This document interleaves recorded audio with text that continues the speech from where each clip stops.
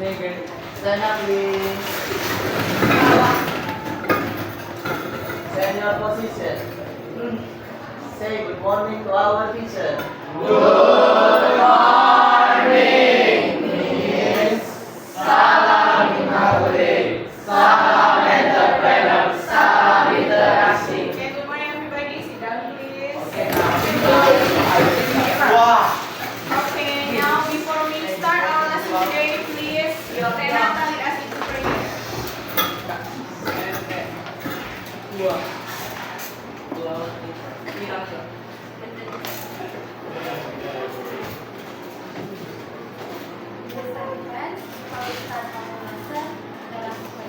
In the name of the Father, and of the Son, and of the Holy Spirit. Amen.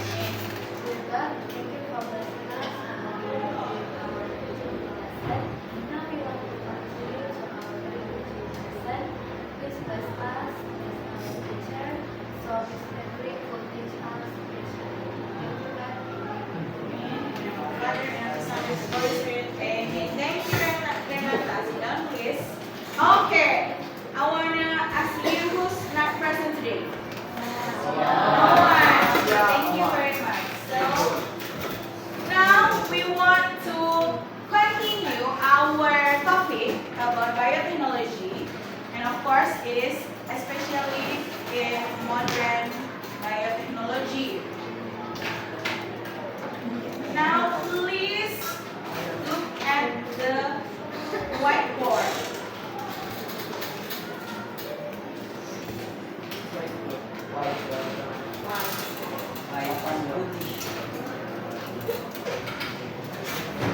Okay, you can see my presentation, right? Okay, now we want to discuss about this topic about the science problems, especially in biotechnology problems. So you already see it based on your group, yeah, like maybe 4 up to 5 students in one group, and each group have to make a presentation with Canva, and you can use AI in your Canva to deliver your presentation. And the topic is different, yeah, between one group and each other. So what is our learning objective today? Maybe Ray, because you wearing your glasses, can you please reading our objective topic today? Learning objective. 1. Knowledge or cognitive. Students can explain the differences between conventional and modern biotechnology. Students can analyze the application of this technology in our daily life. 2. Skills or psychomotor. Students are able to present solutions to the problems of biotechnology applications in everyday life. 3. Attitude or effective. Students demonstrate scientific attitudes such as curiosity, cooperation, and responsibility in completing group tasks. Okay, nice. Thank you very much, Ray. Okay, jadi tujuan pembelajaran kita in bahasa Indonesia, you can also see on the whiteboard, ya. Dan semua itu nanti akan dinilai, baik secara kognitif, and then secara afektif dan psikomotor. And what is our topic for group 1? Where is group 1? Here. Okay, nice. Group 1. Can you please, Marcelo, read the title? Group 1 issue title Addressing Organic Waste Through Fermentation Technology. Okay, nice. In bahasa Indonesia, mengatasi limbah organik dengan teknologi fermentasi, ya. Itu yang akan mereka bahas di timnya. Group 2, where is group 2? Vladimira, can you please read the title? Issue title: Pest Resistant Crops, Remedy of Forest. Oke. In bahasa Indonesia, masalah di grup 2 itu adalah tanaman yang tahan akan hama. Itu adalah solusi atau ancaman. Ya, itu masalahnya. And group 3, where is group 3?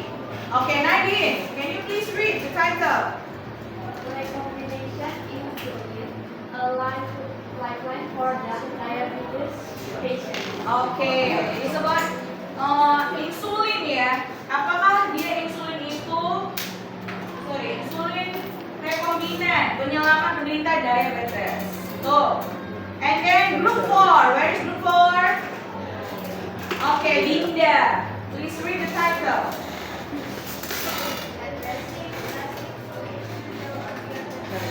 Oke, plastic waste ya, berarti mengatasi sampah plastik dengan bioteknologi. Dengan mempelajari ini kita bisa mengatasi sampah. Group 5. Group 5, oke, Filippo. Title Understanding MSA Technology. Oke, so in bahasa Indonesia mengenal teknologi vaksin mRNA itu merupakan harapan baru Kak di dunia kesehatan atau bagaimana? Prosedurnya bagaimana itu nanti akan didiskusikan dan akan disampaikan oleh group 5. And then the last but not least, group 6. Renata. Okay. Now, modifying the DNA from the start strand. Oke, modifying DNA, mengubah DNA, harapankah atau bahaya mengubah DNA? So each group have to make this presentation like this ya. You have to make 3 or maybe 4 objective tentang tujuan dari kita mendiskusikan ini di tim. Karena setiap tim itu memiliki topik yang berbeda-beda. Nanti diisikan, formatnya boleh berbeda dari sini, tapi harus memuat tujuan atau objektif dari diskusi tim. And then hypothesis. Hypothesis itu adalah dugaan sementara. Seperti membuat contohnya, for example, membuat insulin. Apakah membuat insulin itu, misalnya dia betul-betul mengobati atau hanya menetralisir? Buat hipotesis kalian diskusikan dulu. Boleh 1, 2, atau lebih dari 2 hipotesisnya. Tergantung urusan masalah kalian. Kemudian nanti kan akan mengeksplor dari internet materials atau alat-alat dan bahan untuk membuat solusi dari masalah-masalah yang tadi. Kemudian prosedur kerjanya bagaimana, and then hasilnya, result. Sebetulnya ini harusnya sih kita eksperimenkan, tapi tidak masalah. Ini kita lakukan secara studi literatur. Jadi kalau ada nanti yang bertanya, berdebat, loh insulin itu kan memang bagus misalnya, memang bagus untuk penderita diabetes. Dan ada penelitian terbaru bahwa penderita diabetes itu dia sembuh total karena disuntik insulin. Boleh berdebat seperti itu, asalkan referensinya jelas. Nanti di result itu boleh didebat ya. Kemudian nanti diskusinya juga harus ada, hasil diskusi kalian di tim itu bagaimana, pro dan kontra kah, atau sudah fix, ada yang fix dari masalah-masalah yang tadi kita sampaikan di setiap tim yang berbeda. Conclusion itu kesimpulan. Kemudian ada referensi. Ini untuk menguatkan statement-statement kalian. Seperti yang Miss bilang, kalau misalnya kalian bilang, oh ada artikel, ada penelitian terbaru tentang DNA misalnya, bisa diotak-atik. Yang orangnya biasanya orangnya itu yang biasanya secara genetik dia pendek satu keluarga, bisa dimodifikasi gennya, diubah. Oh jadi tinggi semua. Nah itu mungkinkah dilakukan atau bagaimana? Oke? Thank you for listening. Any question? No? So far so good ya? So nice. Oke, sekarang silakan setiap anggota tim, each of you, please take your phone. Ya, ambil handphone masing-masing and then don't forget to activate your account.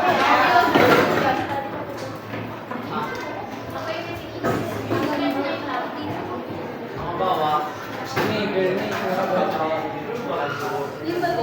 modifikasi DNA.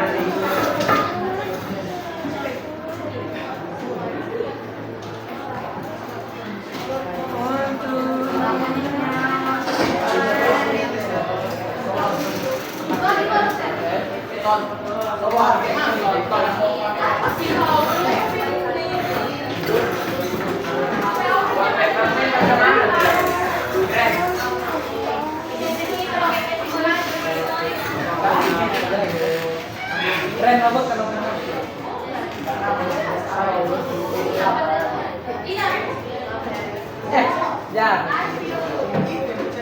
Apa template? Okay, now please start your discussion. Ready?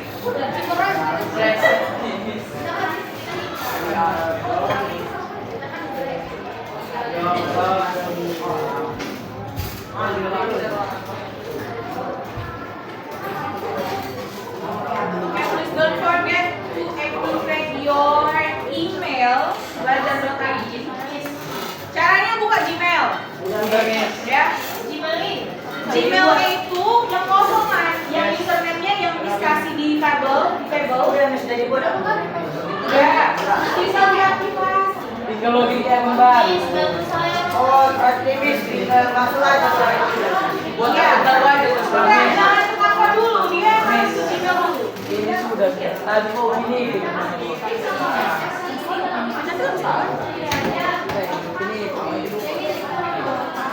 Iya. Lupa. Oke, kita geser dulu ke sini. Miss, Ya. misalnya ada di setiap ini kan ada masalahnya, ada beberapa masalah. Itu yang paling dalam. Masalah itu yang paling dalam. Itulah tujuan objektif diskusi. Ya, arahnya Objektif yang tadi kan ada di urusan masalah itu tadi. Jadi dari tujuan, dari masalah kita punya tujuan. Dikaitkanlah dengan rumusan masalah-masalah itu. Apa tujuannya ke depan?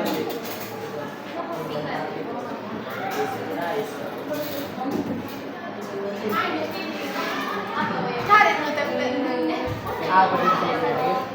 Ya jangan lupa cari template yang relate ya, jangan yang tidak relate.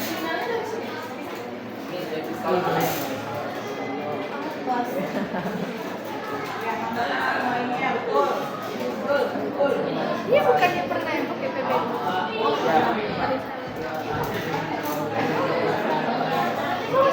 Sama aku. Dari Gmail. Dia itu kelas apa gak sih? Ya kalau udah bisa login ke Canva. Nah, cocok kan? Cocok sini. Oh, bukan. Memang aku. Oh, ini.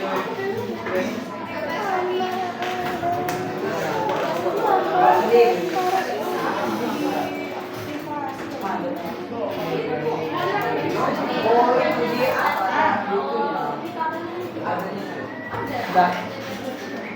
Iya.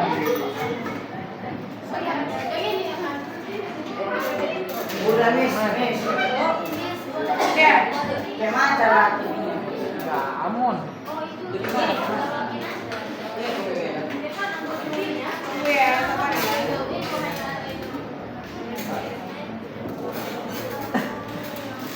Ini kami pindah. Ada nggak yang minta? Ini apa ya? Ariel, Fiori. Miss, boleh buat sandi baru. Boleh. Bisa, boleh. Tahu kan? Itu nanti diminta sendiri nih kalau sandinya. Iya. Oke, go. Ya, diminta. Ya. Biar bisa pakai fitur-fitur yang ajaib. Jadi dia akan. Sesuaikan. Ya dicocokkan dengan kemauan kita. Sesuaikan kok.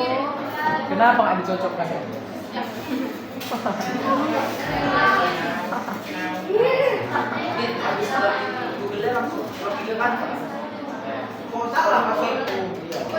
Karena aku belum.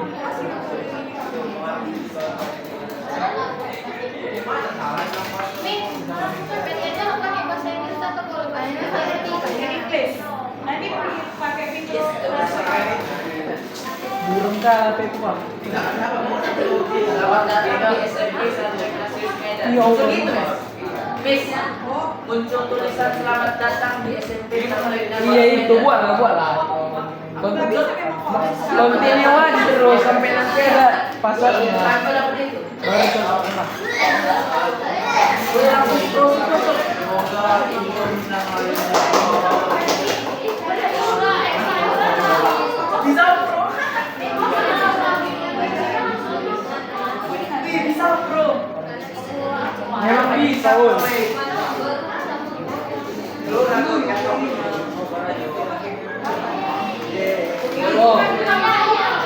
Kalau gitu masa ini kalau udah gitu kan udah tahu selamat datang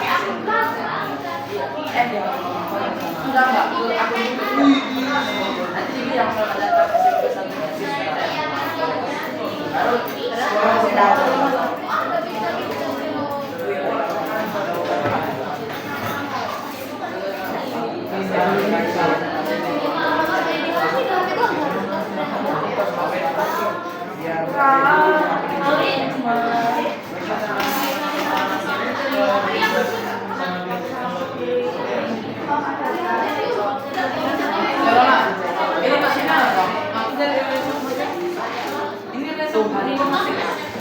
Ini bagian membaca kok.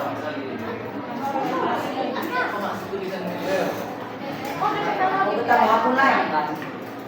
Iya kan? Kita mau aku naik. Kita mau aku naik.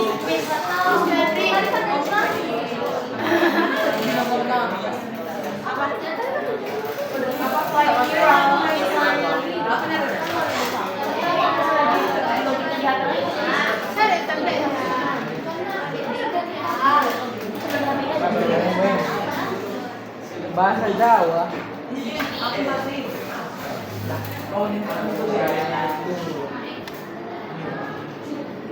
Pare, kamu di syuting.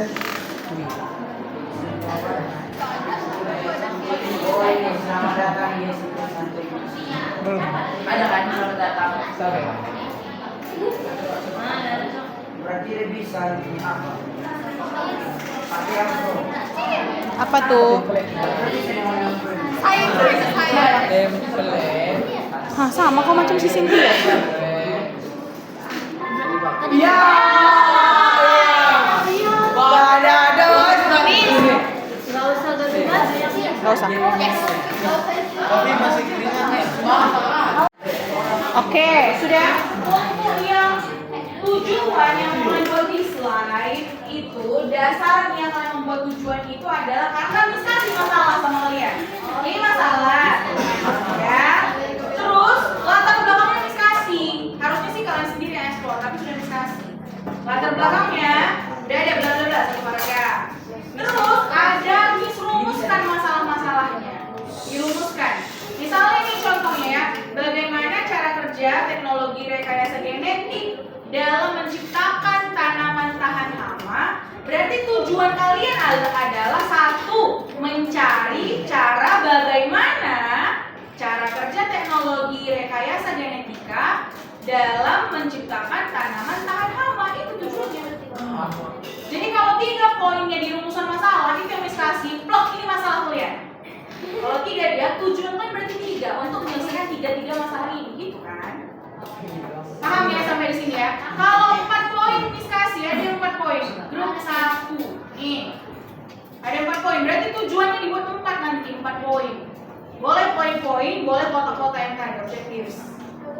Jadi disamakan dengan ini. Yang ini kan 1 tujuannya adalah mencari tahu bagaimana cara kerja fermentasi dalam mengolah limbah organik menjadi produk yang bermanfaat. Jadi konsepnya menjawab pertanyaan. Betul, hanya 3 yang mau mencari, hanya bukan cuma harus menggunakan Canva yang dia base-nya AI. Kenapa pakai AI itu? Karena lebih gampang, lebih cepat, translate bisa, cari, generate, gambar bisa, yang suka kalian pakai prompt apa kalian masukkan. Terus gampang aturnya, animasi dan lain sebagainya lengkap. Kalian sudah pakai belajar IT. Sudah? Jadi jangan bingung tujuannya, bukan tujuan kita berdiskusi apa, tapi tujuannya berdasarkan masalah yang diberikan. Jangan melenceng dari situ topiknya nanti ya. Sudah, berarti bisa lah ya 15-15 minutes. Mana bisa nih? Nggak bisa lah. Bisa kan? Wewe baca. Wewe habis. Kita tenaga. Kita ada di sini. Ada loh Miss Eneng orang. Bahkan saya.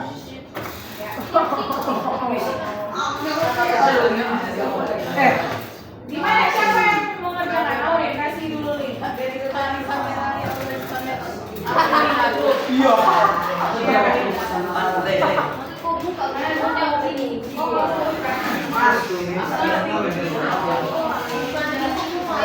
aja cara kerjanya ya, supaya dapat. Satu orang share link yang udah dibikin dari tadi. Baru masuk Ya.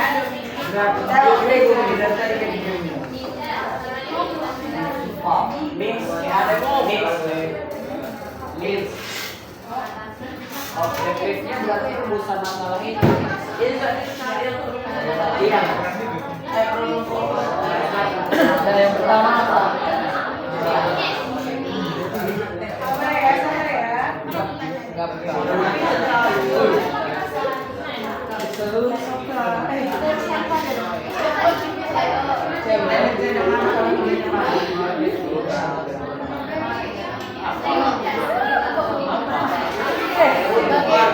Bagaimana cara kerja Chris bertransaksi? bagaimana cara kerja?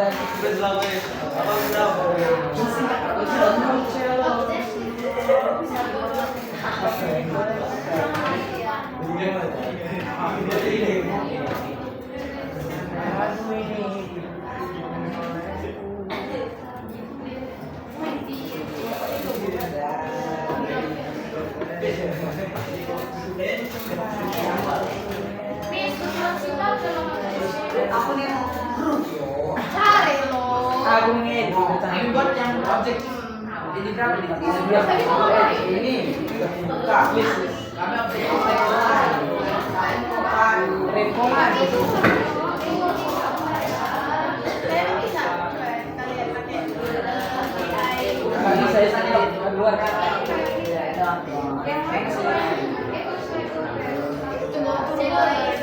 Oh iya tebal.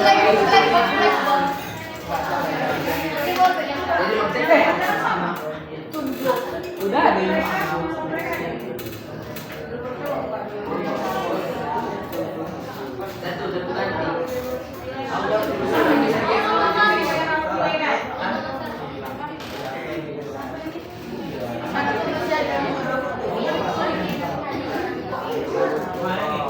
ngapain dari grup ini? Oke, black. Iko Itu bisa masalah. Dia pakai ini ya.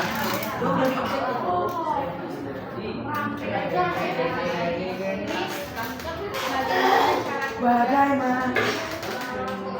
Bagaimana cara kerja? Mana Ben?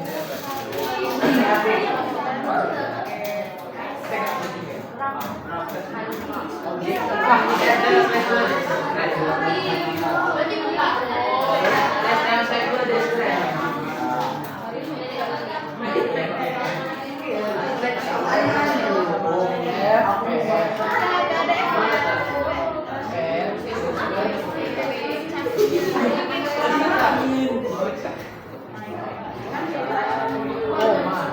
Oke, sudah bisa ya berarti aman-aman.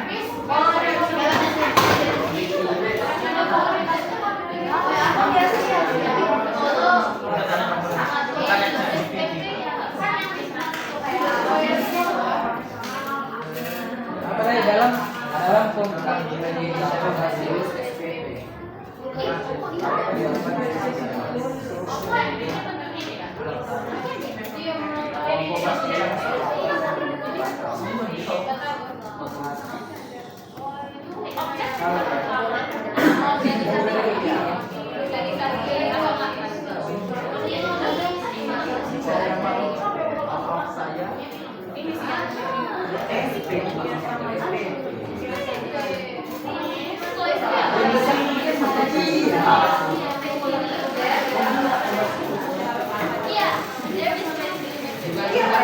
Belajarnya terhadap apa ya kira-kira?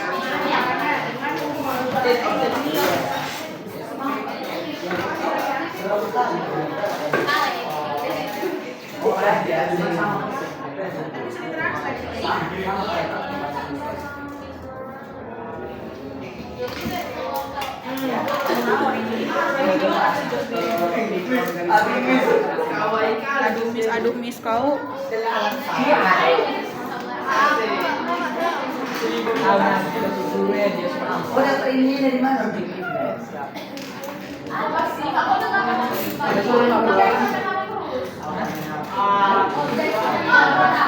Mana kita istirahat dulu. Kita nggak usah istirahat. Miss ganti baju. Kirimlah linknya weh. Miss, kok kami aja tengok ini. Kirim link. Coy. Nggak boleh ini.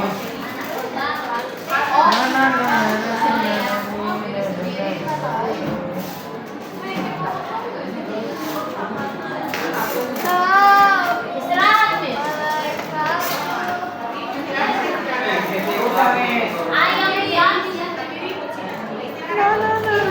Nggak ribut kali ini, santai.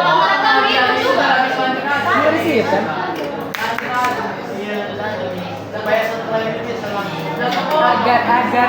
Agar. Oh ya Ci, nggak oh ya Ci.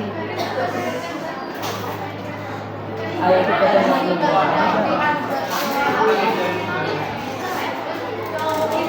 Bisa follow ya? Bisa di follow. Ayo jadi follower. Oh, kan ada.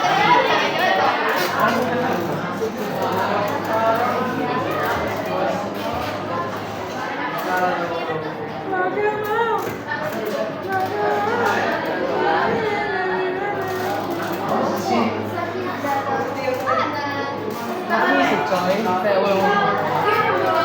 udah kan ya.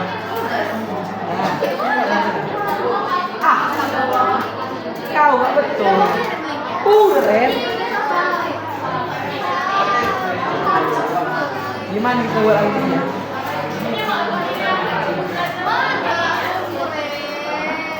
Nggak bisa coy.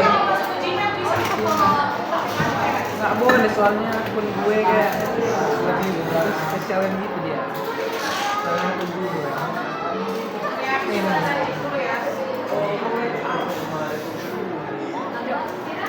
Apa pernah? Kita ada. Mau makan ikan aja, Miss. Coba ada tadi. Please. Udah lagi di mana? Ya udah itu. Nggak nampak loh. Mas, mana solster? Oh ini nongkrong ini kayak gini. Nah kan kita satu, follow-nya. Aku juga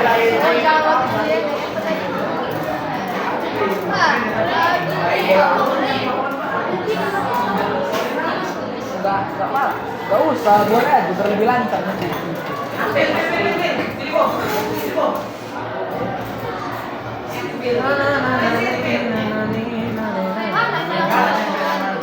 Nggak ada golongan.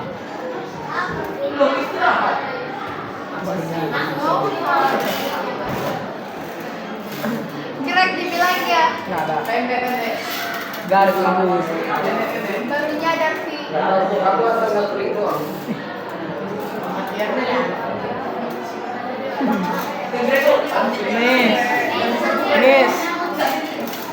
Miss, kok ke kami terus Miss?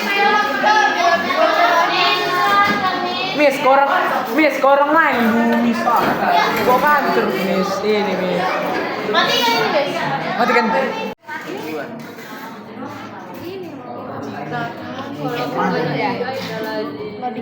Oh, salah.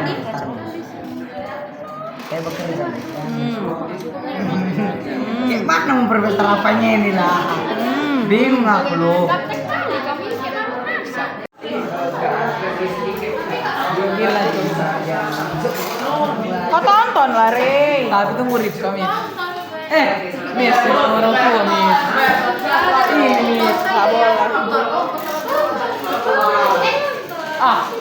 Enak. Gimana caranya? Aku cari nomor 2 lagi.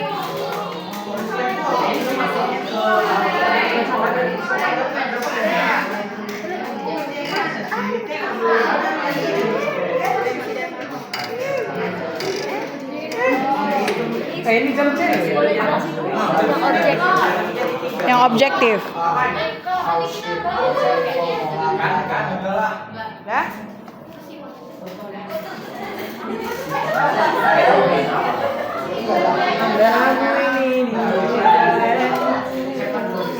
Yang lain Pak. Miss, kamu bilang tanpa Dari.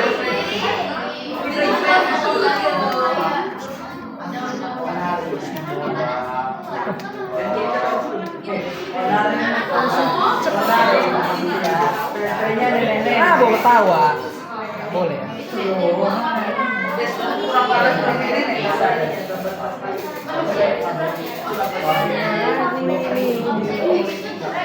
Regular buffer-spaced short counterpoint Sama dia pakai speaker. consists of the Cas9 protein that can cut DNA and a guide RNA that can recognize the sequence of DNA to be edited. To use CRISPR-Cas9, scientists first identify the sequence of the Itu coding DNA, gene untai-untai that DNA. Then they create a specific guide RNA to recognize that particular stretch of A's, T's, G's, and C's in the DNA. The guide RNA is attached to the DNA cutting enzyme Cas9, and then this complex is introduced to the target cell. It locates the target letter sequence and cuts the DNA. At that point, scientists can then edit the existing genome by either modifying, deleting, or inserting new sequences. It effectively makes CRISPR-Cas9 a cut-and-paste tool for DNA editing. In the future, scientists hope to use CRISPR-Cas9 to develop critical advances in patient care or even cure lifelong inherited diseases. Jesus. Miss, kenapa alat ini tuh atau teknik itu bisa menyembuhkan penyakit genetik? Kenapa ya Ripka? Kamu lah dulu Ripka. Kenapa dia bisa menyembuhkan penyakit genetik? Karena dia diubah. Iya benar.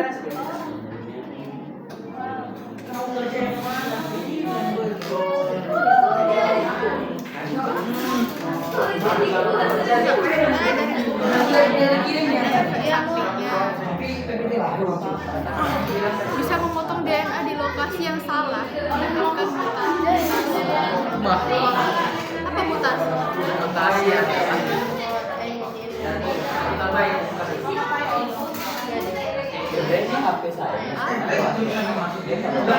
Oh, asli.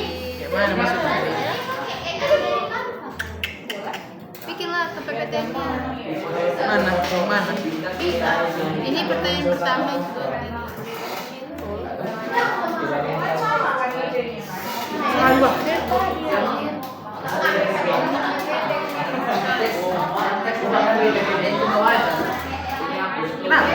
Kenapa? Yang mana coba generate AI? Biogas itu kan buat maksudnya itu dia pusat teks kan bukan maju ya makanya energi terbarukan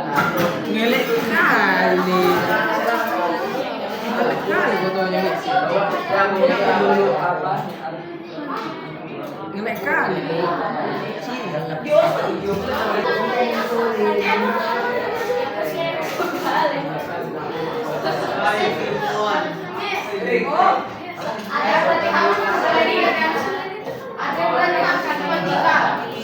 kita bikin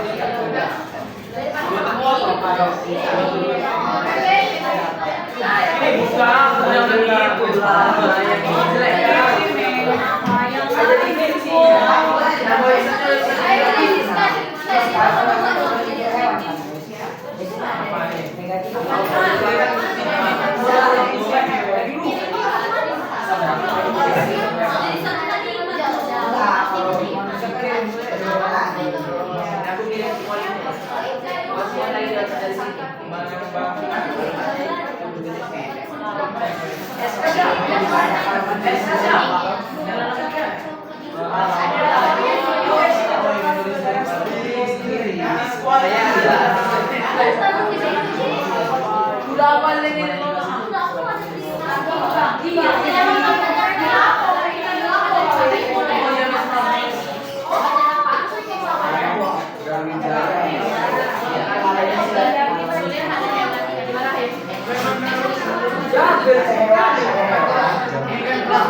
Namun dengan adanya bioteknologi, program tersebut dikembangkan secara inovatif.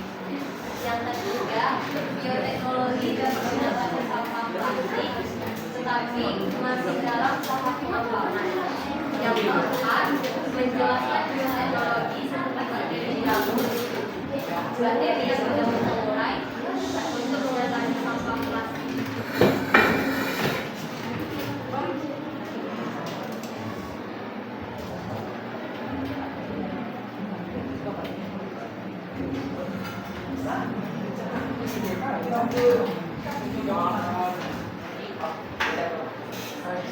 Yang pertama, material atau bahan. Yang pertama pati seperti pati jagung, singkong, ubi kayu, atau kulit pisang. Nomor 2, selulosa seperti selulosa dari tebu. Yang ketiga, lemak seperti zinc. Yang keempat, gliserol. Yang kelima, gelatin. Yang keenam, sorbitol. 7, ampas tahu dan atau ampas tebu. Yang kedelapan, asam asetat. Dan yang terakhir, tepung maizena. Selanjutnya, alat-alatnya. Alat pertama ada pengaduk, lalu gelas. Ketiga, cetakan film plastik. Keempat, aluminium. Yang kelima, gelas bubur. Enam, hot plate and magnetic stirrer. Nomor 7, neraca analitik. 8, oven. 9, pisau. Dan terakhir adalah thermometer.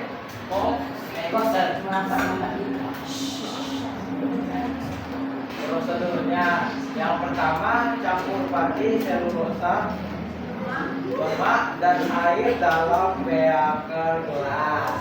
Aduk hingga larut. Tambahkan gelatin, agar, sorbitol, gliserol, dan ampas tahu. Aduk hingga merata. Panaskan di hot plate yang bersuhu sekitar 80 sampai 90 derajat Celcius sambil terus diaduk dengan magnetic stirrer sampai mengental. Yang keempat, tambahkan asam asetat. Aduk selama 5 menit. Yang kelima, tuangkan ke kaca cetakan. Ratakan sesuai ketebalan yang diinginkan. Yang keenam, keringkan di oven dengan suhu 50 sampai 60 derajat Celcius selama 24 jam. Atau biarkan mengering alami selama 2 sampai 3 hari. Yang ketujuh, periksa elastisitas dan daya tahan.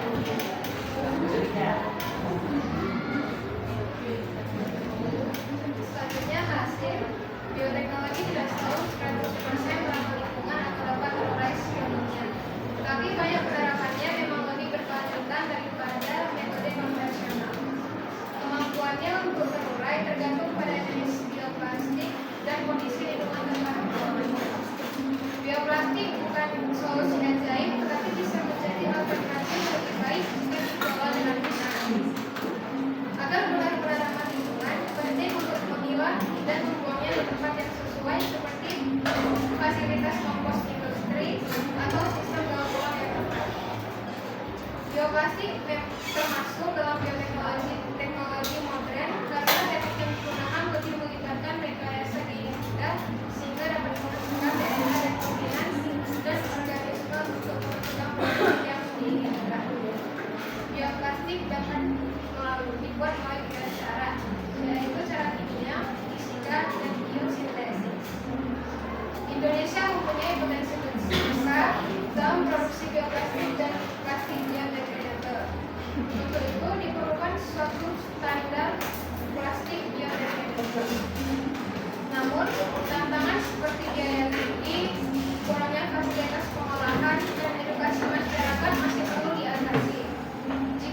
menyimpulkan bioplastik bisa menjadi solusi ramah lingkungan yang mengurangi ketergantungan pada plastik konvensional dan membuka peluang ekonomi baru bagi industri.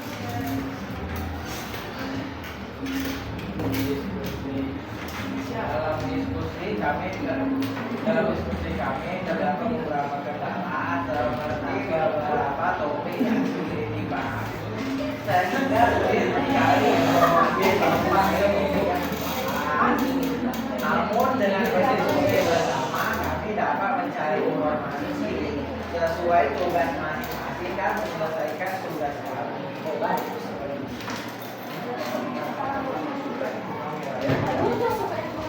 Selanjutnya kesimpulan. Bioplastik adalah plastik yang dapat dibuat dari bahan terbarukan. Sampah plastik dapat diatasi dengan bioteknologi.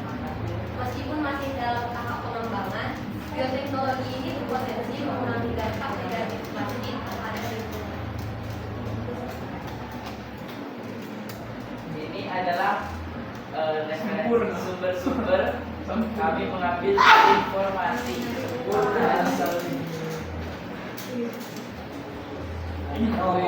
saatnya untuk berpindah ke bioplastik untuk dunia yang lebih baik. Terima kasih.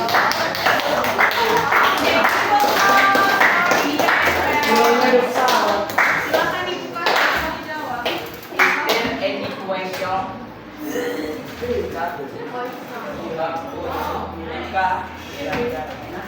Terima kasih atas penjelasannya. Jadi kan kalian lagi membahas tentang bioplastik yang dimana merupakan solusi dari sampah plastik yang udah sangat besar di dunia ini. Nah, tadi kan kalian bilang kalau misalnya bioplastik ini merupakan suatu solusi dalam sampah-sampah yang berlebihan. Nah, jika ini memang dampaknya positif, kenapa masih belum dijalankan secara luas dan masih menggunakan teknik lama? Terima kasih. And pertanyaan Anda akan dijawab oleh saudari Citra. Kenapa masih belum dijalankan? Kenapa masih belum dijalankan? Gara-gara biayanya itu tinggi. Kemudian kurangnya fasilitas pengolahan sama edukasi masyarakat yang masih kurang. Jadi masyarakat orang-orang masih lebih mau menggunakan yang lebih mudah, nggak mau itu. Apakah sudah terjawab? Tapi kan, mohon maaf ya saya tambahin ya. Sekarang zaman itu udah apa? Kemana-mana kita kalau mau pakai plastik dan belanja itu harus bayar. Jadi sama aja nggak sih? Kita itu sama aja kayak membayar plastik sama aja dengan membuat ini. Tapi lebih mahal. Lebih itu juga boleh ya. Mereka kasih mahal ya. Saya lagi. Apa silahkan. Tadi berarti kamu pendek. Kau bilang aku pendek. Tangannya. Terima kasih atas perkataan Ibu. Saya mempunyai 3 pertanyaan.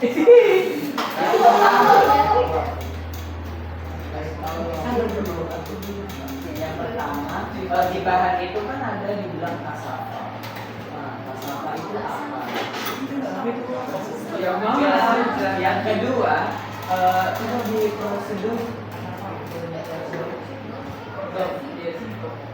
Di situ ada dibilang gelatin dan agar. Gelatin dan agar ini juga yang mirip-mirip. Apa perbedaannya? Kenapa kalian bisa menonton? Setahu saya, gelatin dan agar itu sama. Alat membuat agar itu adalah gelatin. Kira-kira mungkin ada perbedaannya atau apa? Dan yang terakhir, di riset seperti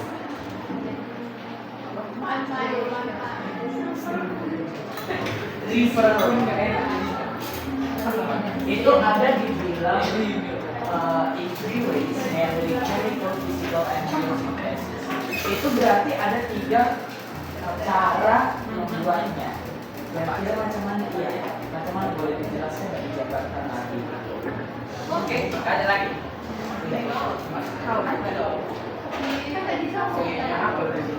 Tidak habis kami jawab dulu.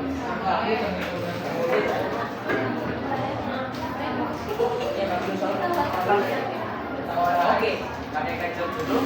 Yang pertama, kasava itu singkong ya Allah. Kasava itu singkong. Kamu tahu singkong nggak?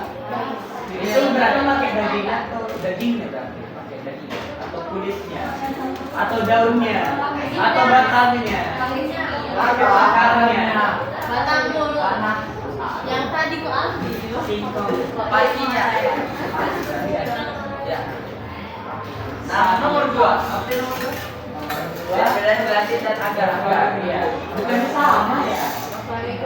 Gelatin itu Beda. silakan dijawab Alvano. Banyak. Perbedaan gelatin dan agar adalah bahan dasar, tekstur, dan cara pengolahannya. Bahan dasar gelatin berasal dari kolagen hewan seperti tulang rawan, kulit, dan tendon. Tapi agar berasal dari dinding sel rumput laut atau alga merah seperti Gastrularia, sp, dan Eomoceae. Tekstur gelatin memiliki tekstur yang lembut dan mudah mencair, sedangkan agar memiliki tekstur yang padat, halus, berair, dan rapuh. Cara pengolahan cari sendiri ya. Dan soal terakhir dijawab oleh dua orang di sini. Selanjutnya saya akan menjelaskan 3 cara. Cara yang pertama itu cara kimia. Cara kimia itu menggunakan reaksi kimia untuk mengubah polimer alami menjadi bioplastik. Mode utamanya untuk polimerisasi antara polimer alam, misalnya mencampur plastik dengan selulosa. Hasilnya bioplastik lebih kuat dan tahan lama dibandingkan polimer alami murni. Yang kedua cara fisika. Cara fisika menggunakan metode blending atau pencampuran fisik tanpa reaksi kimia. Prosesnya, polimer alami seperti baki, selulosa, atau protein dicampur dengan plastik fiber, misalnya glycerol, menggunakan teknik pemanasan dan pencetakan. Contohnya, bioplastik pembatas pati dibuat dengan mencampurkan pati dengan air dan plastik lalu dipanaskan dan dicetak. Lalu yang terakhir, cara biosintesis. Cara biosintesis melibatkan mikroba untuk menghasilkan bioplastik secara alami. Mikroba seperti Raunia, Eutropa, atau City Abidus, Dentator dapat menghasilkan poliester alami seperti polihidroksianat atau PHA dari sumber karbon seperti limbah organik. Keunggulan cara biosintesis ini hasilnya benar-benar biodegradable dan lebih ramah lingkungan dibandingkan metode fisika dan Terima kasih telah menonton. Ada lagi kah pertanyaan? Baik, silakan. baik. Terima kasih atas kesempatannya. Dan sebenarnya itu kan itu kalian itu pemanfaatan bioteknologi dalam pengelolaan limbah plastik. Nah, terus dalam prosedur kalian tuh kan membuat bioplastik. Nah, itu kan terbuat dari bahan-bahan yang tidak ada sampel plastiknya. Nah, jadi saya mau nanya, gimana sih keadaannya? Gimana sih bagi sampah plastiknya? Kan itu udah jadi limbah. Nah, mereka kan nggak bisa terurai. Jadi apakah kalian ada solusi lain agar sampah plastik itu bisa mungkin digunakan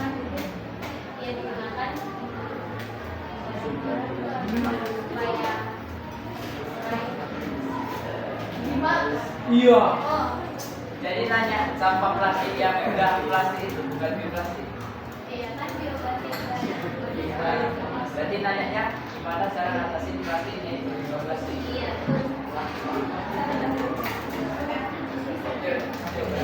Ada lagi pertanyaan? Suaminya siapa?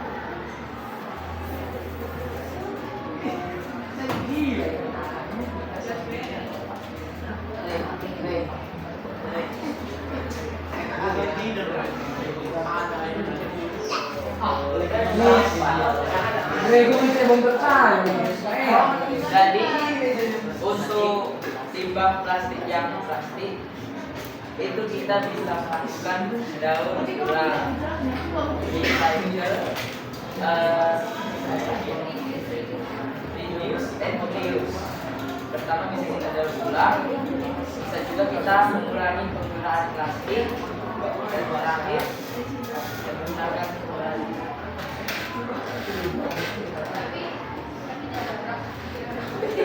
Ya udah langsung daur ulang aja.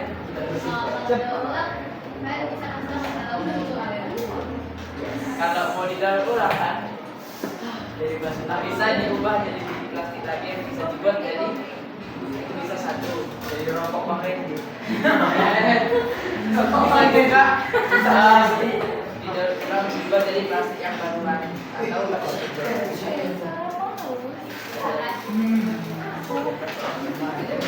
apakah ada pertanyaan yang ada? Jika tidak kami tutup 5, 4, 3, 2, 1. Sekian presentasi dari kelompok kami. Sekian dan terima kasih.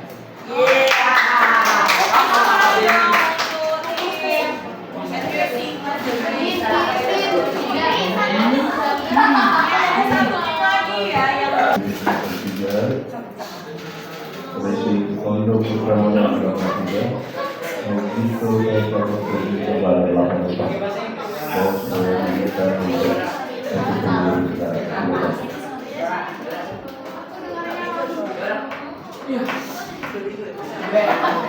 Tronton.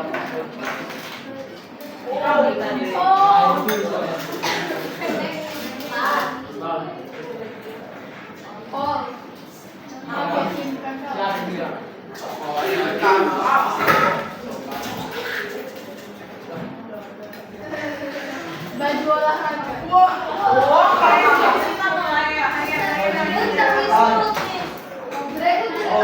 Apakah sudah kalah? Jangan dilama-lama ya lo.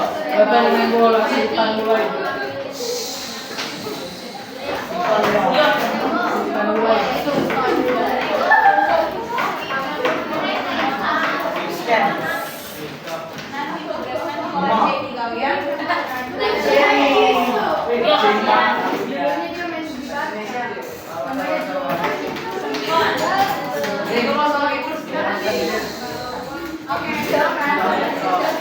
Good morning to all of my friends and Miss Peggy. We are from Group 2, want to present our discussion about some issue with the title is Pest Resistant Crops, Remedy or Risk. So, first of all, let us introduce ourselves. First, my name is Clarinda. My name is Elna. Attention please. Objectives. First, start out how get crops including pest resistant plants. Mencari tahu cara kerja teknologi rekayasa genetik dalam menciptakan tanaman tahan lama. Second, to find out all the benefits and risks of using transgenic plants for health and editorial. Mencari tahu manfaat dan risiko penggunaan tanaman transgenik bagi kesehatan dan lingkungan. Third, to find out how public experts follow genetically engineered. Mencari tahu sikap masyarakat terhadap makanan hasil dari rekayasa genetik. The next one is our hypothesis. So, the first one, according to our hypothesis, pest-resistant crops can help farmers reduce pesticide use. But there's also a risk that pests will become more resistant and difficult to control in the future. Jadi, salah satu dugaan kami, kalau misalnya tanaman tahan hama ini itu bisa membantu petani untuk mengurangi penggunaan pestisida, tapi itu juga bisa ada resikonya. Jadi, hama itu lama-kelamaan jadi kebal dan juga lebih tahan terhadap tanaman yang awalnya itu tahan hama. Jadi mungkin kedepannya di masa depan itu lebih susah lagi kita kontrol. Nah, next one, according to our hypothesis, pest-resistant crops may disrupt ecosystems. For example, by reducing the population of certain insects that actually play an important role in the environment. Nah, jadi menurut hasil dugaan kami yang kedua, tanaman-tanaman itu mungkin dapat mengganggu ekosistem. Misalnya nih, dia itu akan mengurangi populasi serangga-serangga tertentu yang sebenarnya itu punya manfaat dan juga berperan penting dalam lingkungan sekitar. Nah, jadi karena adanya tanaman tanpa anti hama ini, jadi kan populasi tanaman itu berkurang. Nah, karena ada berkurang, jadinya kurang berfungsi bagi lingkungan.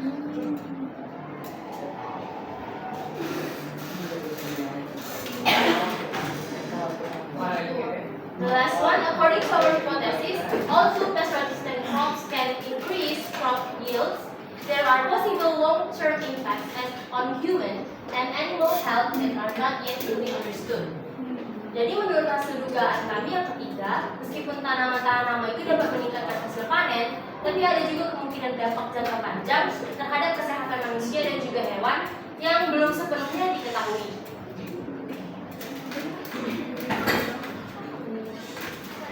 Material. Alat-alatnya mikroskop, pipet, sentrifuge, termosiklus, dan perforator.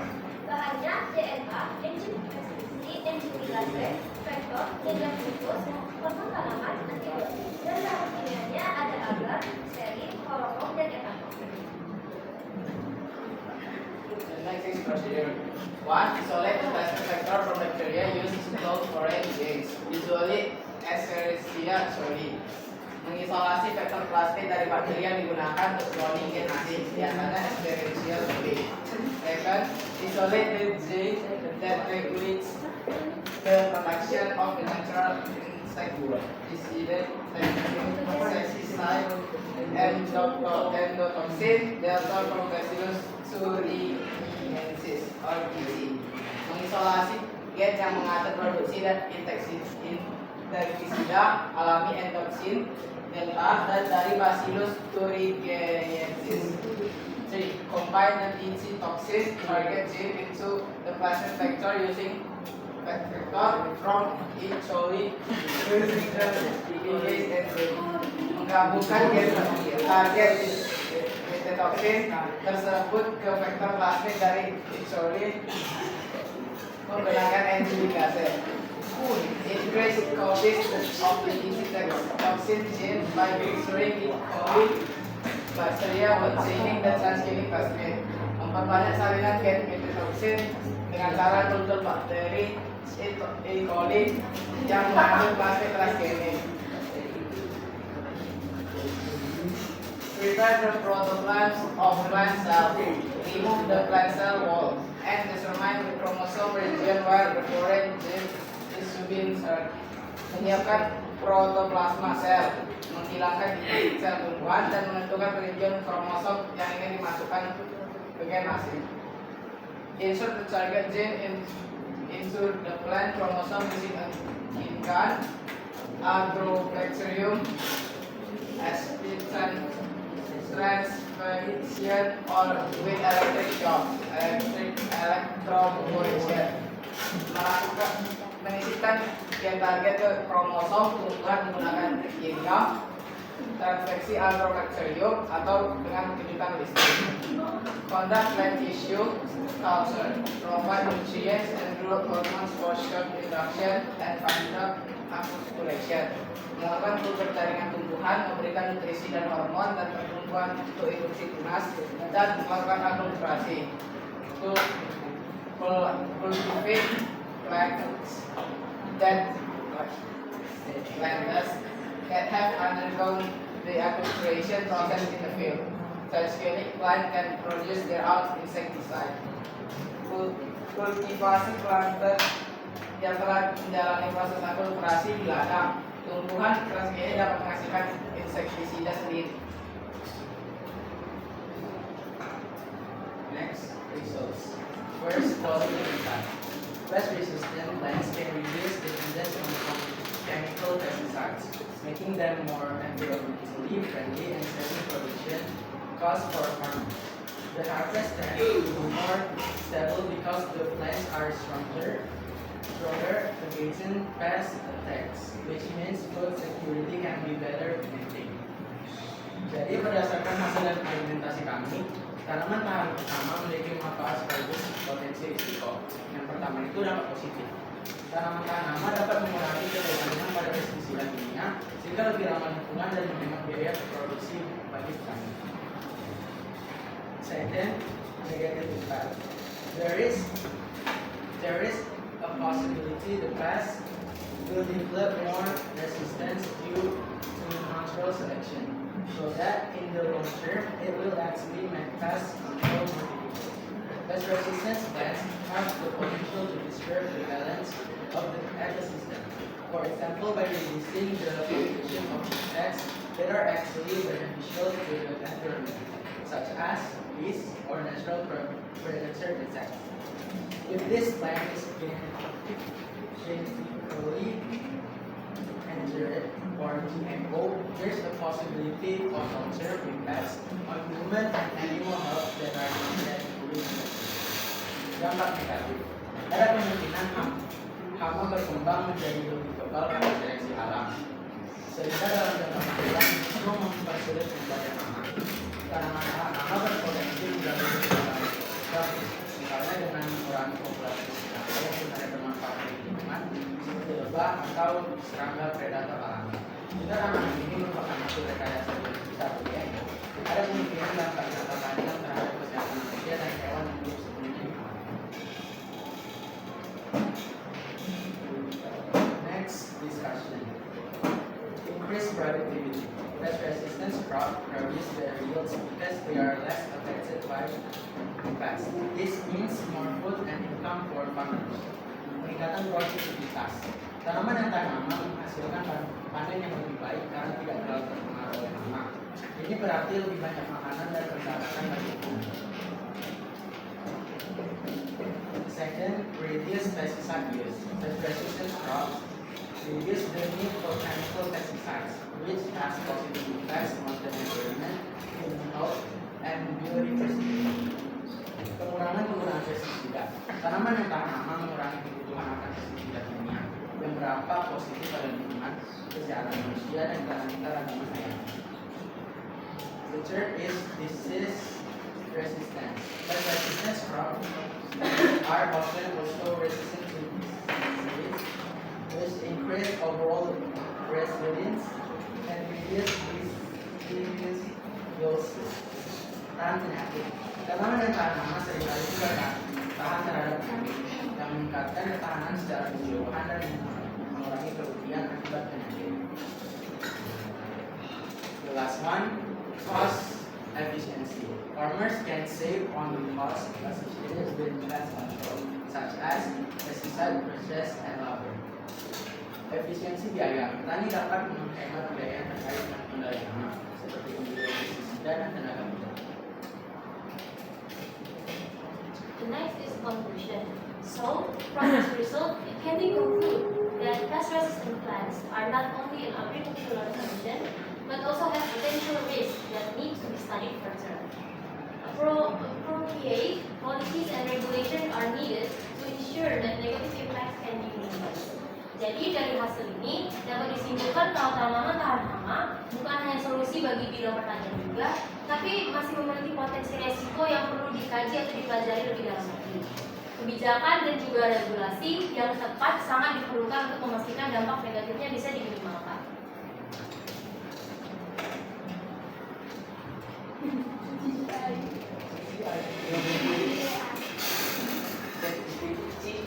The reference you can see on the slide.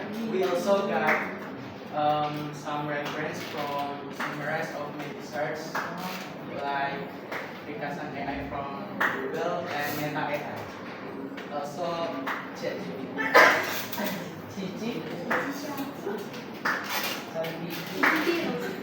That's all from our group. Is there any question? Time and place are welcome as well. Oke, ada tanya mau bertanya? Silahkan saudari Kirina.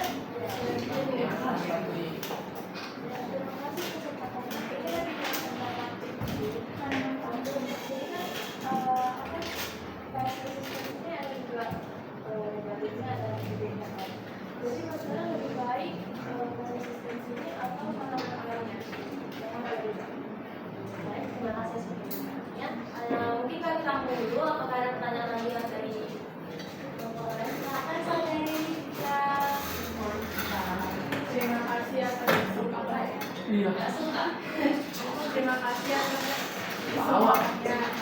Saya ingin bertanya, tadi kan kalian sudah jabarkan dampak positif dan negatif bagi ekosistem dan bagi ekosistem. Jadi kan fokus dari tanaman tahan hama itu supaya hasilnya itu lebih baik kan, dan mengurangi penggunaan pestisida yang kalian lakukan. Apakah ada dampak bagi tanaman itu sendiri atau tidak? Terima kasih atas pertanyaannya.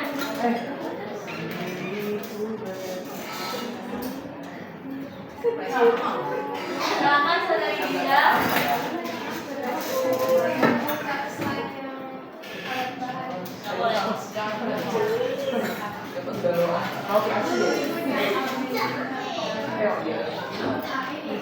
Kan di situ materialnya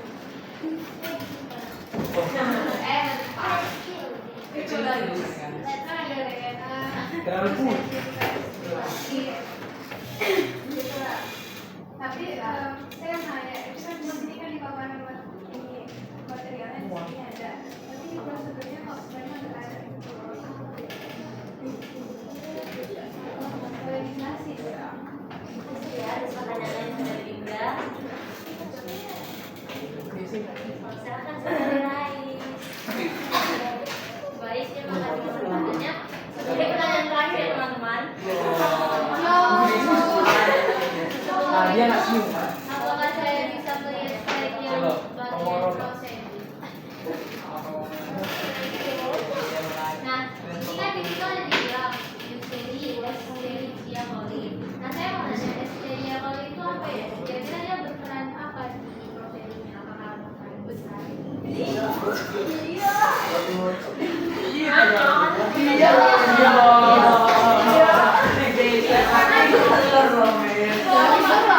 Oh iya, ini saya mau nanya gitu. Dibilang itu masuk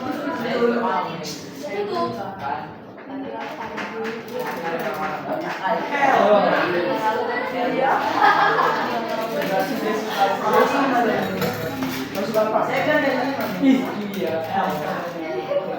Dia pernah gitu.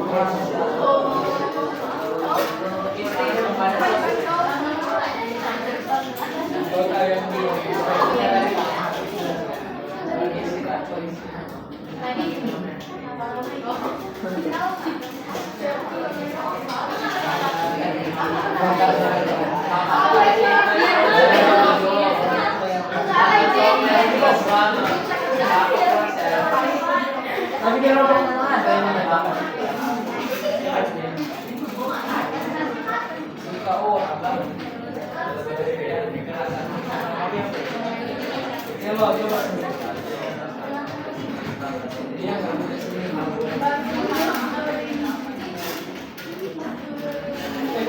Ego, begitu kan saja.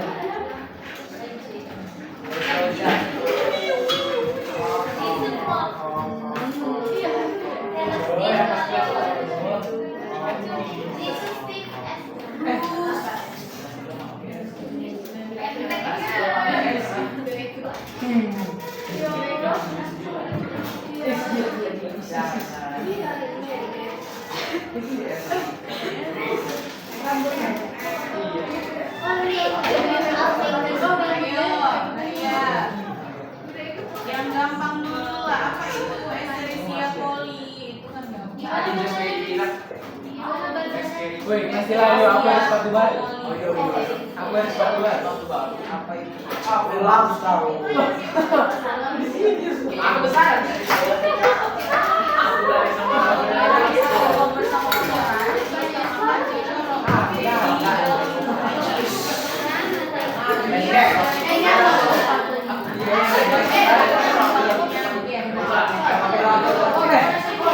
Apa no? Makan. Mungkin dari semua pertanyaan teman-teman,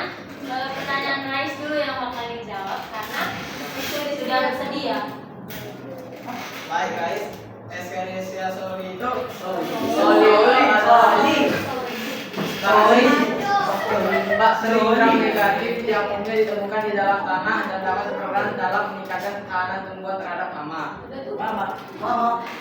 Boleh ulang. Peran enzim tumbuhan itu cukup banyak, yaitu satu sebagai penghasil senyawa antimikroba, kedua mengaktifkan sistem pertahanan tumbuhan, ketiga meningkatkan ketersediaan nutrisi. Oke, intinya dia adalah bakteri gram negatif.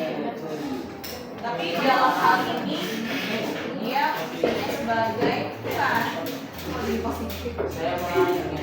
dia bukan untuk menghasilkan nutrisi di dalam tanah, tapi dia untuk sebagai tempat gen itu berkembang.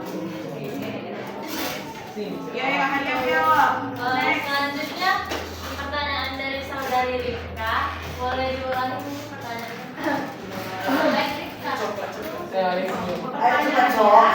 Pertanyaannya, tadi kan kalian sudah jabarkan dampak dari tanaman anti hama ini bagi ekosistem. Nah, apakah ada dampak tersendiri bagi tanaman itu sendiri atau tidak? Nah, baik, terima kasih atas pertanyaannya. Ini kan saya punya pertanyaannya ya. Nah, kalau dari pertanyaan saudari Rifka, saya yang ditanya dampak tersendiri bagi tanaman itu.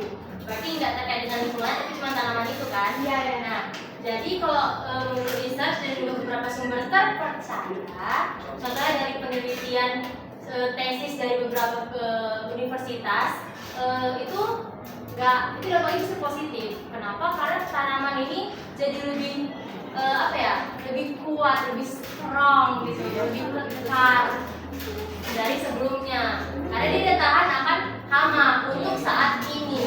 Nah, tapi nggak tahu di kemudian hari dampaknya bakal gimana. Karena kan kita nggak tahu juga hama-hama ini tuh ada aja rencananya mendapatkan sesuatu yang mereka mau gitu kan. Nah, jadi kalau misalnya nih ke depannya nggak ada penemuan baru yang bisa mengatasi hal tersebut, tentunya yang awalnya positif itu jadi negatif. Nah, tapi seharusnya para peneliti atau saintis itu sudah memikirkan ini jangka panjang.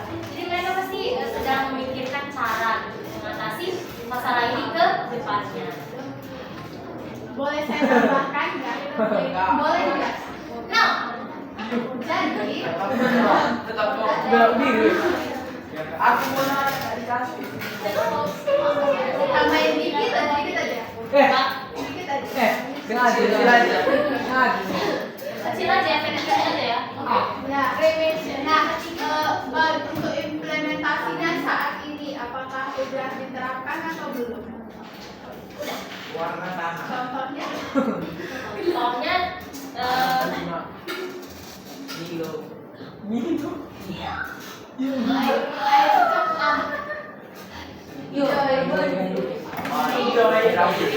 Warna rambut. Iya.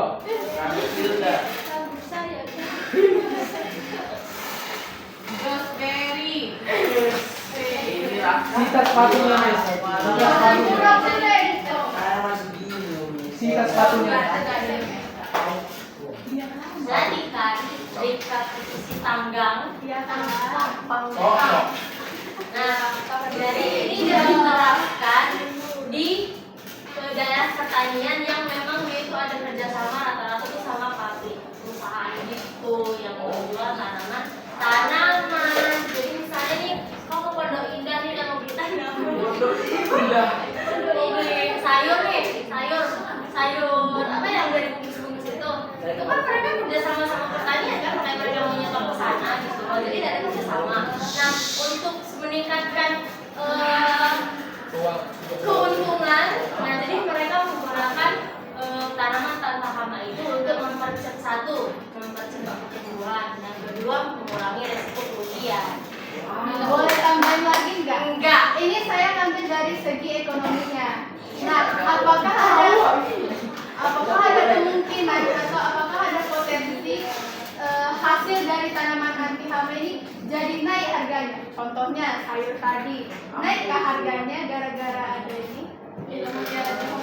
Itu tergantung tanaman yang dipakai ini seberapa besar biayanya diproduksi, atau kalau misalnya yang punya itu korupsi, seberapa besar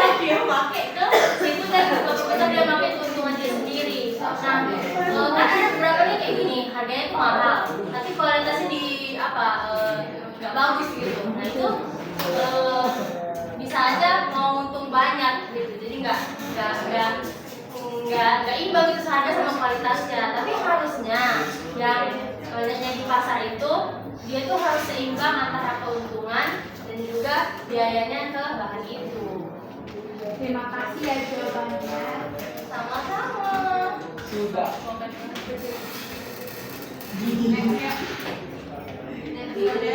Saya nggak boleh nanya. Tidak, ya nah tidak yang barusan dicari sedangkan yang ala dicari Sergio, nah beda nih. Jadi informasi yang kami dapatkan berbeda-beda juga. Jadi kami nggak memperhatikan. Selanjutnya kami akan minta maaf dari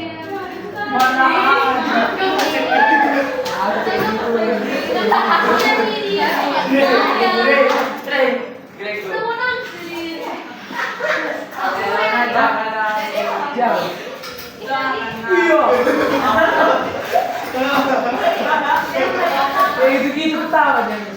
Jadi pelajaran yang Lagi tinggi. nggak berguna atau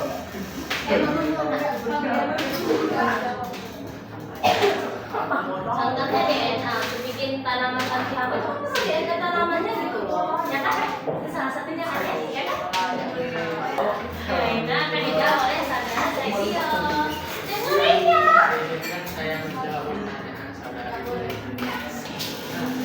Menurut hasil diskusi kelompok kami lebih memilih tanaman tahan hama karena tanaman tahan hama lebih baik daripada tanaman biasa. Karena dapat meningkatkan hasil panen dan pengurangan penggunaan pestisida. Tanaman tahan hama seringkali dikembangkan oleh rekayasa genetika atau penggunaan tanaman memiliki kemampuan untuk melawan atau bertahan terhadap serangan hama atau penyakit tanpa memerlukan perlindungan tambahan dari pestisida. Keuntungan utama dari tanaman tahan hama adalah yang pertama, meningkatkan hasil panen. Hal ini mengaruh pada hasil panen yang lebih stabil. Tanaman dapat tumbuh lebih baik tanpa gangguan dari yang kedua, mengurangi penggunaan pestisida. Tanaman yang tahan hama mengurangi penggunaan pestisida yang seringkali digunakan untuk mengendalikan serangan hama. Pengurangan penggunaan pestisida ini memiliki banyak manfaat, antara lain mengurangi biaya produksi dan bertani, mengurangi dampak lingkungan yang ditimbulkan oleh pestisida, serta menjaga kesehatan manusia dan organisme bangsa yang pestisida tanaman. Jadi, secara keseluruhan, tanaman tahan hama memberikan keuntungan ekonomi dan lingkungan yang signifikan, membantu petani meningkatkan hasil panen sampai mengurangi ketergantungan pada bahan biaya bahan. Terima kasih atas pertanyaan dari teman-teman semua. Demikian dari kelompok kami. Terima kasih atas perhatiannya.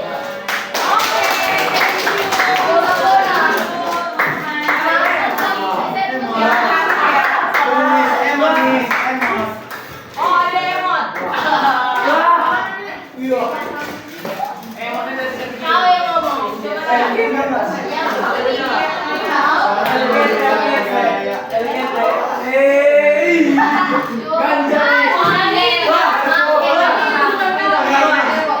Emang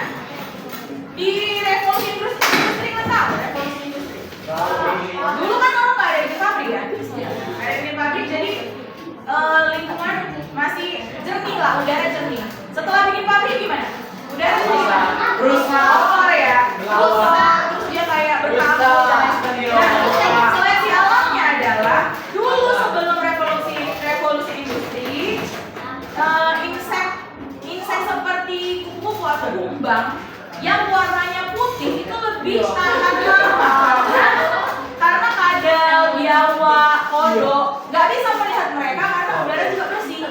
Jadi kalau mereka itu putih, mereka itu bisa hidup dimanapun karena mereka nggak ketahuan sama predator. Tapi yang hitam, ya kamuflase betul. Yang hitam sayapnya, nampak kan kalau dia terbang? Karena udaranya itu atau awannya itu putih jernih. Jadi kodok, bunglon, semua hewan-hewan yang mau makan serangga akan langsung oh ini ada mangsa dimakan. Tapi setelah revolusi industri, karena rumah-rumah pun banyak yang jadi hitam karena asap, pohon-pohon juga kulitnya jadi hitam. Ketika ada kumbang atau bilang insekta lah ya, yang sayapnya putih, kupu-kupu yang sayapnya putih, nempel di dinding rumah kan naik pohon, jadi kan kelihatan. Nah itu namanya seleksi alam. Alam itu sendiri yang seleksi, bukan karena manusia. Karena kata Sina tadi Miss, apakah tanamannya itu juga ikut terseleksi? Tidak.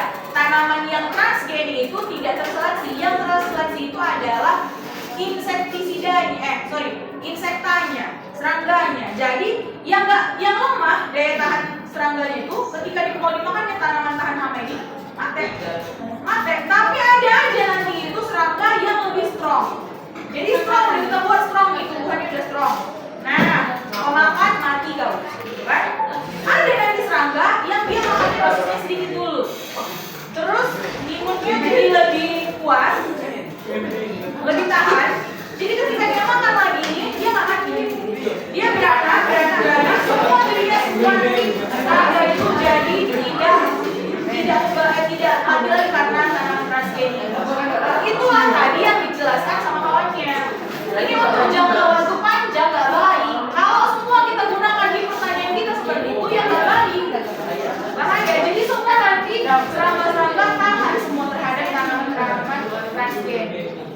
Tapi tadi sudah dikasih konstruksi sama tim bahwa mereka ternyata ingin tanaman transgenic karena lebih banyak benefitnya dari segi ekonomi, dari segi kesehatan manusia, kuantitas produksi.